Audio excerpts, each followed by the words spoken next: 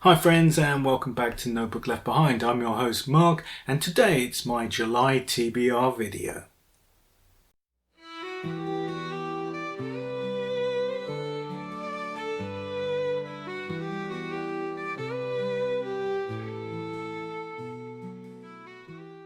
So it's July and the height of summer, and we're sweltering in the UK under a succession of brutal record-breaking heat waves. And I'm struggling up here in one of the top rooms of my house, which is obviously still covered in soot and has a ceiling missing. But enough of that personal circumstance stuff. Let's get into the books that I'm hopefully going to be reading in July. Now let's start with a couple of entries of the British Library's Tales of the Weird series. Now if you're a regular on the channel, you'll know that I review these in sets of 3. And I've done 5 videos of those so far, which means 15 volumes. So logically enough, next on the docket is Into the London Fog, the 16th book that was published, Eerie Tales from the Weird City. Now, I'm hopefully going to be holding this one up high enough. I think I am. Because if you noticed from my June reading roundup video, I was holding them all down here, which would be fine if I was filming under my usual setup where I'm a lot further away from the camera. But yeah, as it was, you couldn't really see the books properly, so apologies for that. So I'm holding them up like that now. And this one, as I say, is a collection of stories about London, spooky stories hopefully, and that's book 16 in the series. And book 18 in the series, oh, what happened to book 17, you're going to ask? That's called Weird Woods. Yes, I have read that already, because the thing was, when I originally found out about the Tales of the Weird series, very belatedly I must admit, I bought 3 in a job lot from somewhere and there was an offer on, and one of those was Weird Woods. So I've actually already read that last year, but I will be reviewing it along with volume 16, Into the London Fog, and this one, volume 18, Queens of the Abyss, Lost Stories from the Women of the Weird, which I'm really looking forward to. That one does look particularly intriguing because I've had a quick look at the story list and there's quite a few authors there I don't know, so looking forward to that. Now, a confession before we go any further, those are actually books I have bought in the last few weeks. Now, again, if you're regular to the channel, you'll know I'm doing a Read What You Own challenge and I shouldn't be buying any books, because I'm trying to just read books that I already own to try and get my TBR down to a manageable state. Well, as far as possible anyway. And every time I buy a new book, that's new to me rather, I have to add 5 to the total. Well, during this challenge so far, I've only bought 1 book, and so the total currently sits on 105. And I'm not adding anything more to that total, despite the fact I have bought those 2 books recently. Now, the reason for that is they are replacements, because my Tales of the Weird volumes, all 51 of them, were sitting down in my overflow bookcase in my lounge when that petrol bomb came through the front windows at 3 o'clock in the morning of Tuesday, May the 12th. So they got completely covered in soot. They didn't get damaged by the fire. The fire didn't get to that part of the room, but they just got absolutely covered, and they're write-offs. So basically, they've now gone. They've been taken by insurance people to be dumped, and I'm going to claim the money back for them. But in the meantime, of course, I need to keep reviewing them and keep reading them. So I'm buying some replacements. So I don't consider that they're ones that I need to add to my total. Now, I'm not breaking a rule here, because I didn't make a rule at the start of the challenge in the event of a fire. That wasn't a rule that I thought about, to be honest. For pretty much obvious reasons. So anyway, it's my challenge, my rules, and I'm not adding anything to the total, despite the fact that I have actually bought those 2 books very recently. So moving on from all that rubbish, let's look at the other books that I'm hopefully going to read this month, and let's carry on with fiction. Let's do all the fiction first this time. And this is the next one in the Lincoln Rhyme series from Jeffrey Deaver, The Kill Room. Now, if you follow the channel again, you'll know I'm a huge fan of this series, and I'm going through them one every 2 months. So this one was simply the next in line. I love these. They're absolutely brilliant. And I can't really say any more about them apart from just rave about them when I review them, really. So Next up after that, we've got a slightly different thing because this is an author I don't know anything about at all. It's a guy called William Vance, and the book was actually originally came out under the name of George Cassidy. I haven't heard of either of them. And this is Bait, and this is a 1950s, I believe, noir fiction, which has been republished under the Starkhouse Press's Black Gat imprint, which is basically pulp fiction that's been forgotten from that era. I've already reviewed one of these on the channel, and I'm struggling to remember what the title was now, so we won't go there, but although it was quite a decent book. But yeah, looking forward to that. They're quick and easy reads, and I do love pulp fiction. My heart belongs to pulp fiction, really. And I'm not talking about the movie either, although that was very good. After that, we've got this one. Now, this is quite unusual in the sense it's a novel, but written by a film director. This is Samuel Fuller's The Dark Page. Now, this actually was written as a young man before he became a filmmaker. Now, there are a couple of things about this one. This one is... was rather turned into a movie called Scandal Sheet in, I think it was 1956, which starred Broderick Crawford. Now that I think is a vastly underrated noir, and I really, really liked that film. But apparently Fuller didn't, and thought it was a bit of rubbish, to be honest, and much preferred his original novel, which I suppose is understandable. But it'll be interesting to see the differences between the two, and which I prefer. Because I do love Fuller as a filmmaker. I do think he made some very good films. Pick Up on South Street, for example, was an absolute classic, and is sitting back there, actually, in my Blu-rays, along with Underworld USA, for example, and also a copy of Scandal Sheet. The other thing that I remember is that Fuller talks about this book in his wonderful autobiography, Third Face, that he'd already written it before he went into the Marines in World War II, and he actually had the incredibly surreal experience of being on the front. I think he was somewhere in Africa, and finding one of the other soldiers reading a copy of it, and he was able to say to the guy, "Hey, I wrote that," which must have been quite a surreal experience. But anyway, looking forward to that one a great deal.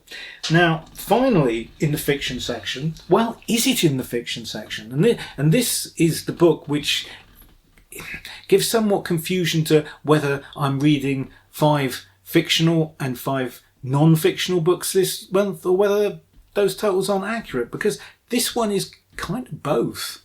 Because this is Peter Viertel's White Hunter, Black Heart. Now, this is ostensibly a novel about a filmmaker called John Wilson, who's shooting a film in Africa, but is far more interested in big game hunting. And the main character is basically, I think he's a screenwriter. Now, this is a very, very thinly disguised account of filming The African Queen in 1951 with film director John Huston, on which Viertel worked on the screenplay. So I'm really looking forward to reading this because I'm a huge Huston fan. I'm a huge African Queen fan. And Clint Eastwood made this into a movie in 1990, which was a very good film as well. I really liked that film. So I'm really looking forward to reading this. But whether you categorise it as actually fiction or non-fiction, I'm not entirely sure, because it's written as if it is fiction, but it obviously isn't. So, I don't know. But yeah, I've been meaning to read this for the longest time. I've read another book by Viertel, which was non-fiction, called Dangerous Friends, which was basically talked a bit about Huston and his friendship with Ernest Hemingway. And that was very good. I really enjoyed that. So I meant to get hold of this for the longest time. And having done so, I then have just put it on the shelf and haven't read it for a couple of years. So it's about time I got round to it. So those are the fiction ones and fiction, non-fiction one at the end there. So let's get on to the ones that are most definitely non-fiction, and there's 4 of those. And the first is a rock autobiography, and this is Face It by Debbie Harry. Oh, I got a bit close to the camera there, I think, with that one. It's quite a large book. This was originally published in 2019 and is basically the autobiography of the Blondie frontwoman. Now, I grew up listening to Blondie, among other the great bands of the 70s and 80s.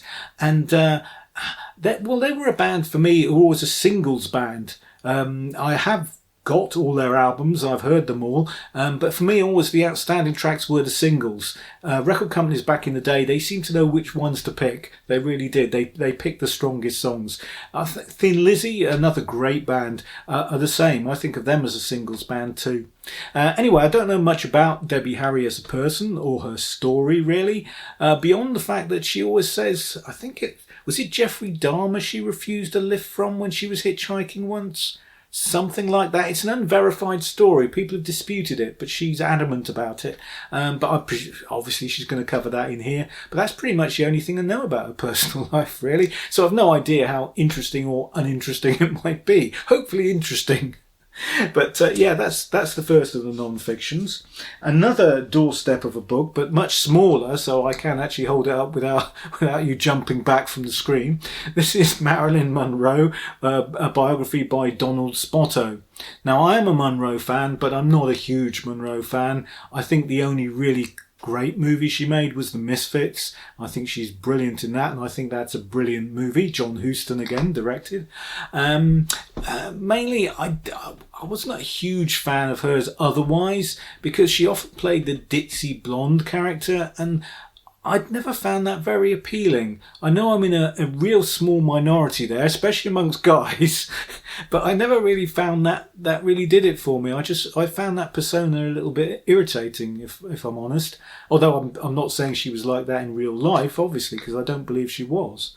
But yeah, I'm looking forward to reading about her because she is an icon, and that's probably the most overused word of the 21st century, certainly, because everyone's an icon now if they were once in the public eye.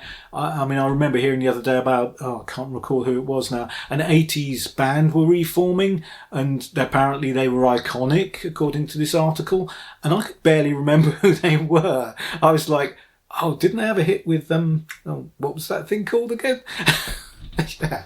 So I think that's a terribly underused word, but a terribly overused word rather. But yeah, Marilyn, obviously a true icon, and I'm really looking forward to reading about her life and what I gather was a strange kind of contradiction that she had. Basically, this perception, the public perception, and who she was being two totally different things. So yeah, that's a huge book, but yeah, I think there's a lot to talk about and a lot to read about. So looking forward to that. Next up, another. Finally to wrap up actually, because there are two of these. They're both about the world of movies, of course, because that's my big thing. This is another huge doorstep of a book. This is about film director Howard Hawks, the Grey Fox of Hollywood. I know nothing about Hawks apart from the fact that I like some of his films, and that he was a famous director in his day. He made The Big Sleep and To Have and Have Not with Humphrey Bogart and Lauren Bacall. Those are two wonderful movies, two of my favourites. So that would be enough, in my opinion, to ensure him in the pantheon of legendary film directors. But he made a lot of other pictures too, obviously. Most of which, nearly all of which, I've made an effort to see over the years. Although it's those two Bogart-Bacall ones that spring to mind when you ask me about him. So yeah, looking forward to that. I have no idea about his life or who he was or anything really, apart from the films that he made. So yes, that'll be interesting to find out about. And finally this month, the final book is, well, this is a bit of a coffee table book, to be honest with you. There's a whole series of these books came out, probably over 20 years ago now, The Films Of. And basically what they are books where they've taken a film star and just basically done an entry for each movie they made, with lots of information about those films, plus credits. This is pre-internet, you see. Credits, technical and acting credits, and also then some trivia about them. And there's also usually a biography of the person in the front as well, to some extent. I've got about 11 or 12 of these. So this is the last one I've not read, actually. I've had it for a while, but not got round to it. So this is The Films of Lana Turner by Lou Valentino. Now, I'm a particular Lana fan, I must admit. I think of all the actors from the golden era of Hollywood, I think she's probably the most underrated, in my humble opinion. Because if you look through her filmography, she made all types of films, from musicals to serious drama, even horror, noir. She did it all, and she was good at all of it, and she was often the best thing in the film. Sometimes elevating quite moribund material into something really quite watchable. I think the only decent film I've ever seen Clark Gable in was co-starring Lana, because she just seemed to elevate the entire thing. That's called Honky Tonk, by the way, from 1941, unjustly forgotten, in my humble opinion. So I do love Lana. I think her acting career was somewhat overshadowed by her very, very publicly controversial private life, which involves the murder of a gangster, among other things. And I've got several books about Lana. I've actually got 4 in total, including this one. And I thought it was about time I really got round to going through them all. One of them's her autobiography. One of them's a biography of her, the autobiography of her daughter, as well as there's a big coffee table book that her daughter put together, which is very, very handsome indeed. I'm looking forward to that just from an aesthetic point of view as much as anything. So I've got a whole series of books about her, so I thought it was about time I started to read some of them, to be honest. So that's the final book that I'll be getting round to, fingers crossed, this month. So that's it. That's my list of 10. What did you think of them? Have you read any of them? Please share your comments below. I'd love to hear from you. And in the meantime, please carry on looking through those dusty side streets of your town to find those weird hidden bookshops, those second-hand palaces where you can find treasure that no one else can. Be seeing you.